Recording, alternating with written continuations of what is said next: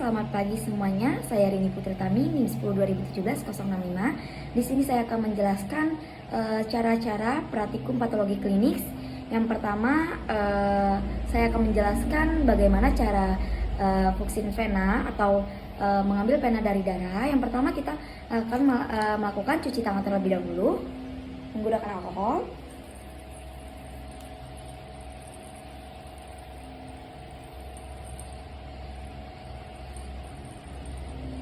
Setelah cuci tangan selesai, kita akan menggunakan handspoon.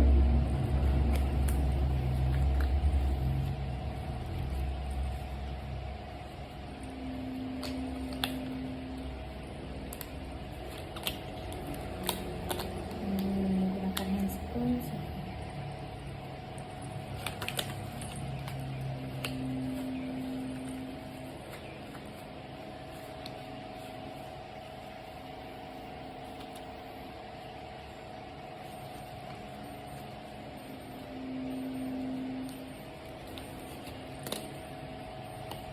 Selesai menggunakan handspoon, saya akan memakai masker.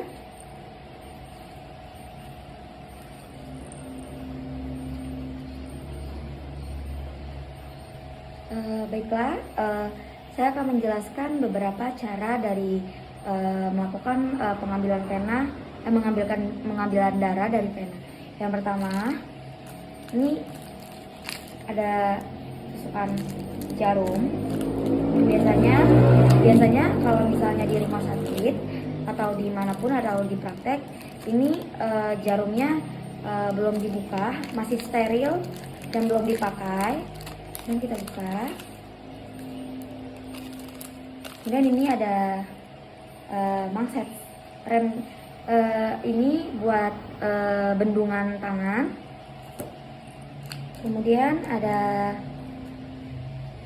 Kemudian kapas kering, kemudian kapas yang mengandung alkohol. Kemudian kita akan melakukan mengambil darah dari pena. Yang pertama, kita akan membendungkan tangan terlebih dahulu. Kemudian kita akan raba pena yang terlihat. Kemudian kemudian setelah terlihat pena, kita oleskan kapas secara merata mengandung alkohol. Kemudian kita bukakan jarum untuk suntik. Nah, untuk caranya itu apabila jarum masuk ke dalam pena kita, itu terasa kita masuk ke dalam ruang yang kosong. Kemudian apabila masuk ada sedikit darah di sini, kemudian kita ajuan untuk mengambil darah 5 mili. Kita tarik secara perlahan. Tangan kita posisinya seperti ini sebagai jadi bantalan. Kemudian kita tarik, dan jari yang kedua mendorong.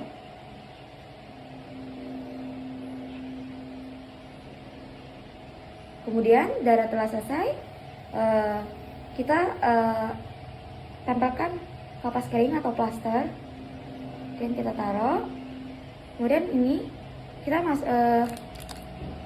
masukkan ke dalam tutupnya. Kemudian kita buang jarumnya untuk membuang. Kemudian kita darahnya masukkan ke dalam tabung.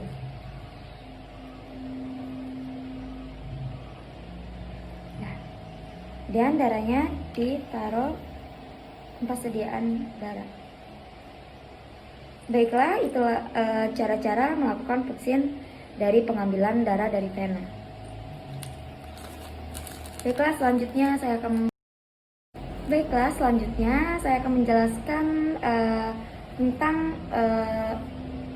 tentang pemeriksaan kadar Hb secara sahli, di mana kadar Hb secara sahli ini ada beberapa alat yang harus kita siapkan atau alat yang kita perlukan. Yang pertama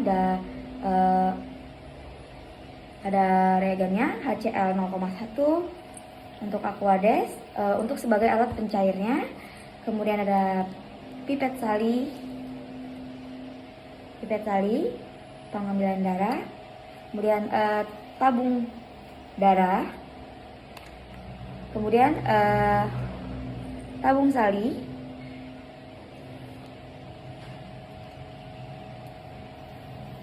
kemudian kita akan melakukan cara-caranya, di mana yang pertama kita ambilkan cairan HCl 0,1, kita teteskan kepada tabung. Kita teteskan 5 kali sampai dengan garis 2 terbawah. Nah, kemudian setelah diambil HCl, kita letakkan, kemudian kita ambilkan darah menggunakan pipet sali dengan ukuran 20. Dan kita letakkan. Nah, kemudian kita campurkan. Kemudian kita lihat warnaannya harus coklat, kemudian sama dengan standarnya. Kemudian kita teteskan Aquades sedikit demi sedikit untuk mendapatkan pewarnaan yang sama dan standar.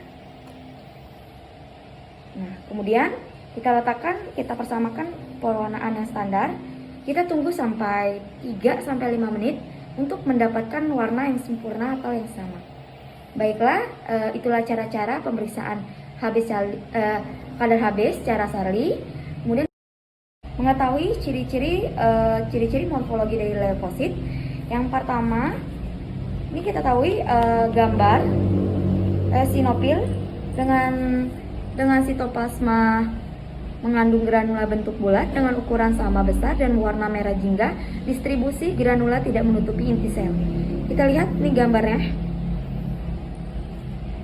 Kemudian gambar selanjutnya kita lihat ini bentuk dari gambar basofil, di mana sitoplasmanya mengandung granula. Bentuk granulanya tidak selalu bulat, ukuran tidak sama, berwarna biru hitam, dan ada yang menutupi inti sel. Kita lihat gambarnya.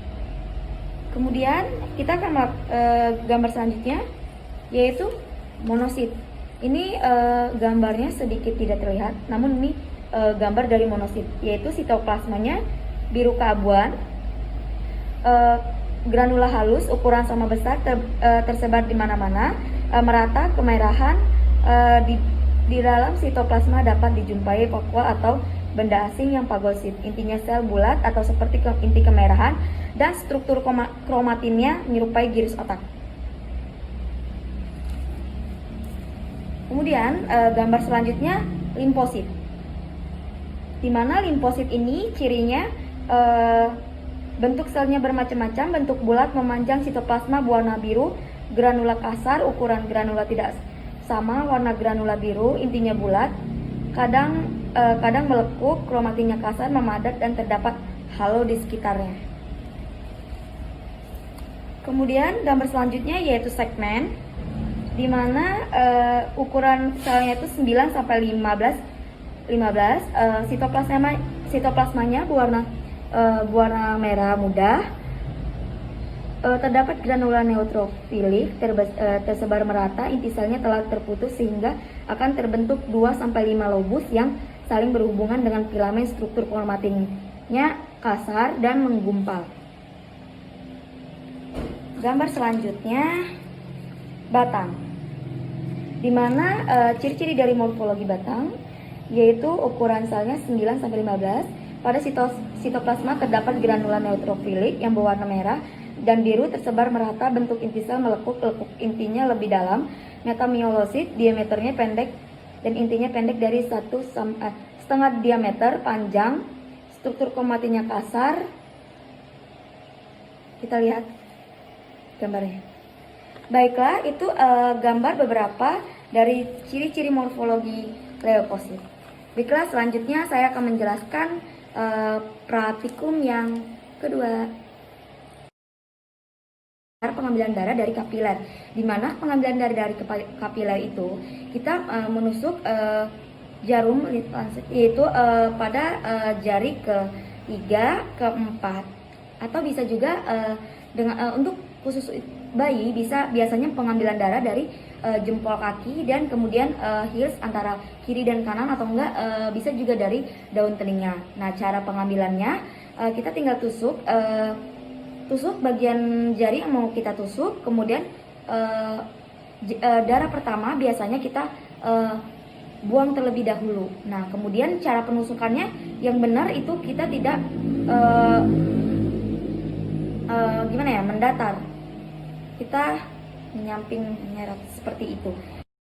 Buat sediaan hapusan darah tepi, dimana beberapa tujuan untuk ini yaitu untuk memperlihatkan morfologinya, yang kedua memperkirakan jumlah leukosit dan trombosit, dan kita lihat adanya identifikasi parasit seperti parasit malaria. Nah, untuk alur dari sediaan darah tepi ini, yaitu yang pertama ada pre-analitik, yang kedua ada analitik, yang ketiga ada post-analitik. Nah, yang pertama pre-analitik itu kita sediakan alat dan bahan-bahannya, kemudian kita isi formulir untuk pasien. Yang kedua ada analitik, di mana pembuatan SADT yaitu sediaan darah tepi, identitas kita labelkan. Kedua itu kita akan membacakan hasilnya. Yang ketiga yaitu post analitik, di mana post analitik ini pencatatan validasi hasil dari akhirnya. Bahan pemeriksaan untuk SADTA yaitu sediaan darah tepi, yang pertama yaitu darah segar dari kapiler. Anggap saja ini darah segar dari kapiler. Kemudian K3 EDTA, anggap saja ini K3 EDTA. Kemudian kita cara buatnya itu tidak bisa tertunda. Nah, yang pertama kita buatkan darah simpanan pada temperatur kamar lebih dari 3 jam. Dia akan memperlihatkan morfologinya dan simpan sampai 12-18 jam. Maka selnya akan terjadinya mengkerut. Pemeriksaan lagi, yang pertama kita mengambil darah dari kapiler. Kita gunakan anggap aja ini kaca objek, kemudian ini kaca penggeser, kemudian pipet, anggap saja ini pipet tetes. Nah, kemudian rak warna, kemudian reagen pencairnya,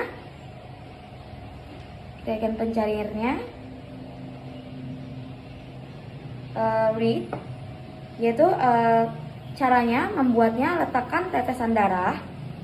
Kita letakkan tetesan darah pada kaca objek, hanya setetes saja. Kemudian kita geserkan kaca penggeser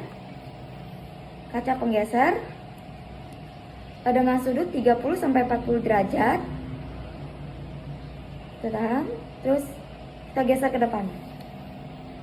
Nah, kemudian kita lihat hasilnya. Kita tunggu sampai mengering di udara. Kemudian setelah kering, kita fiksasikan dengan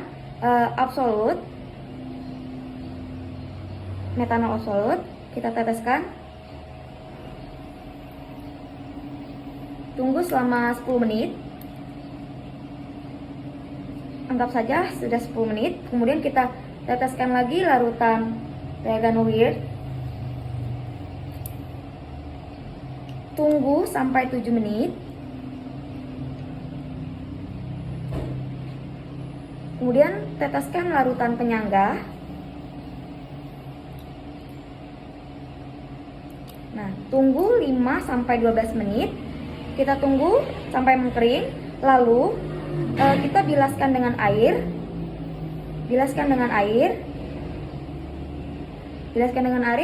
Kemudian kita letakkan posisi vertikal secara langsung mengering. Kemudian kita lakukan setelah kering, kita lakukan pengamatan objek pada mikroskop dengan pembesaran 10x10, pembesaran darah baca yaitu kita lakukan kondensornya ditaikkan dan diafragmanya dibuka agar sinarnya lebih banyak. Kita amatkan yang sudah kering tadi di mikroskop. Baiklah, selanjutnya kita akan selesai pengamatan, lalu kita lihat adanya ciri-ciri dari leukosit tadi, dan kita lalu ambil tabel hitung jenis, berapa banyaknya basofil, kita hitung berapa banyaknya eosinofil, berapa banyaknya batang dan segmen limfosit dan monosit. Kemudian jumlah dari tabel per tabel ini jumlahnya 10. Maka hasilnya 100 di sini. Apabila tidak mencukupi 100, maka perhitungannya itu salah.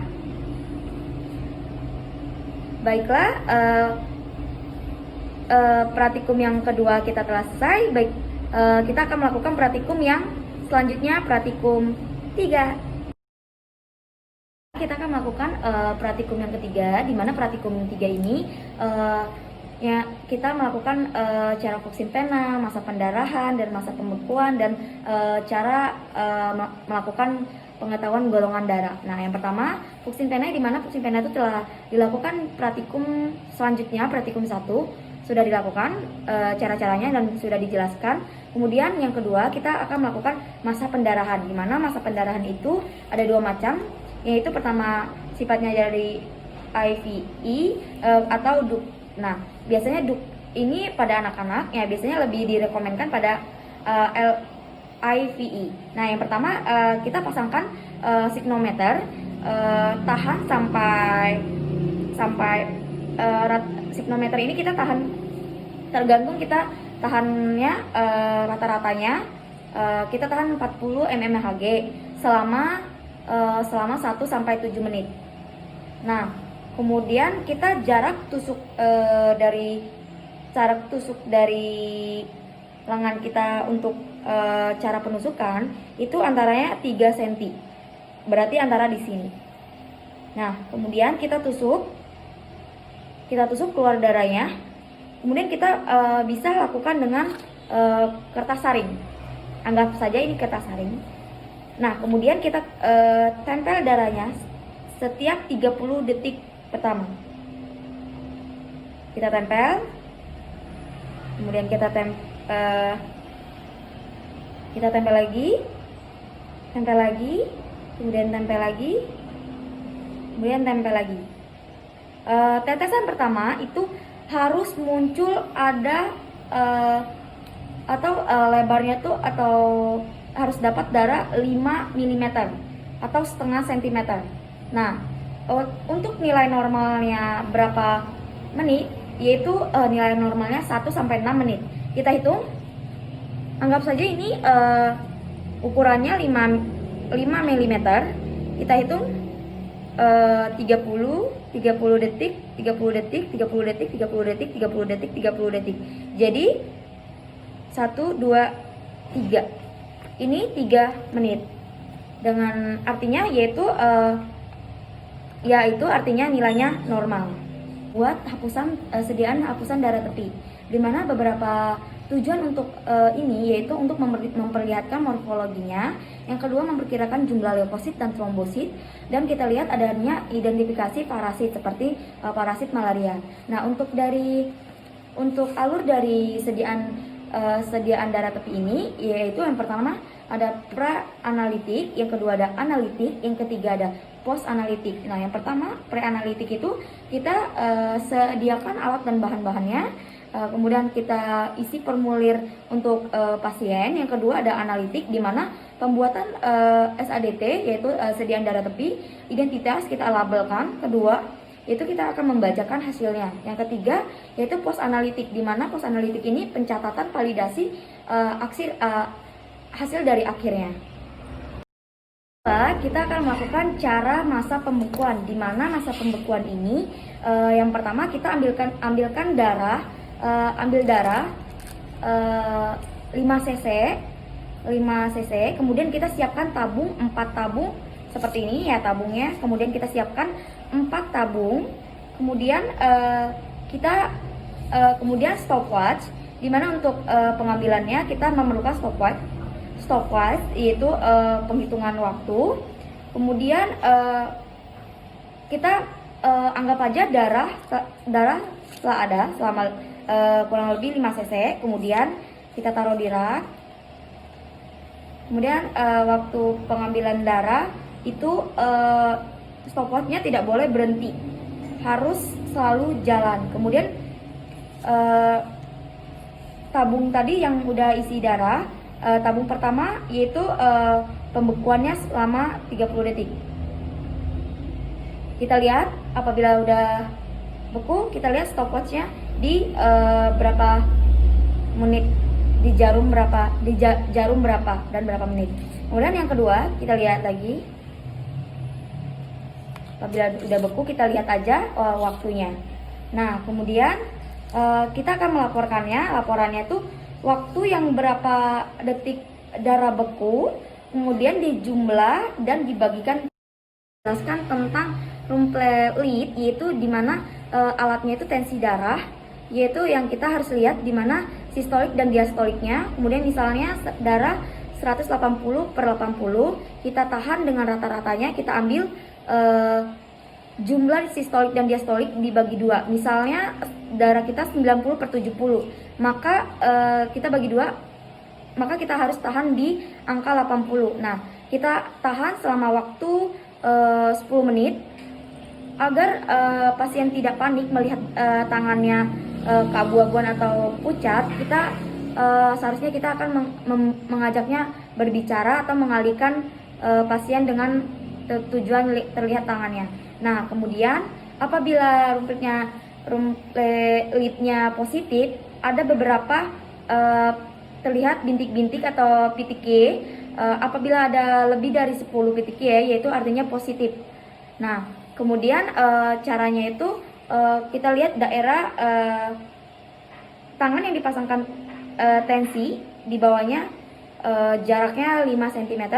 Biasanya apabila positif, di sana daerah area sini akan muncul PTK.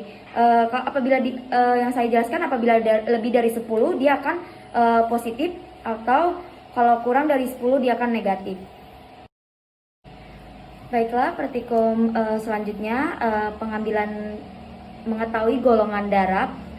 Kita mengambil darah bisa dari kapiler. Kemudian kita teteskan pada kertas atau template yang buat mengetahui golongan darah. Yang pertama kita alatnya yaitu adanya antiserum AB, kemudian antiserum B, kemudian ada antiserum A, kemudian ada resus. Nah kemudian kita akan melakukan pengecekan golongan darah, di mana kita teteskan darah satu persatu pada kotak-kotaknya. Yang kedua kita ambilkan antiserum A, kita teteskan juga. Kemudian ambil antiserum B, kita teteskan. Kemudian antiserum AB kita teteskan. Kemudian antiserum RH-nya kita teteskan, resusnya. Kemudian kita aduk dengan pipet pengaduk. Kemudian kalau setelah pengaduk mau ke tempat yang lain, kita harus lapkan atau bersihkan terlebih dahulu alat pengaduknya. Kemudian kita lihat ada beberapa yang di kotak aglutinasi atau tidak terlihat secara visualnya. Kita lihat seperti inilah kira-kiranya. Kemudian yang tidak ada aglutinasi pada antiserum A, antiserum B, dan antiserum AB, pada resus RH yaitu terjadinya aglutinasi. Maka dari itu ini golongan darah resus positif. Baiklah, sekiranya Itu yang saya bisa jelaskan dari praktikum, semua praktikum. Baiklah, terima kasih.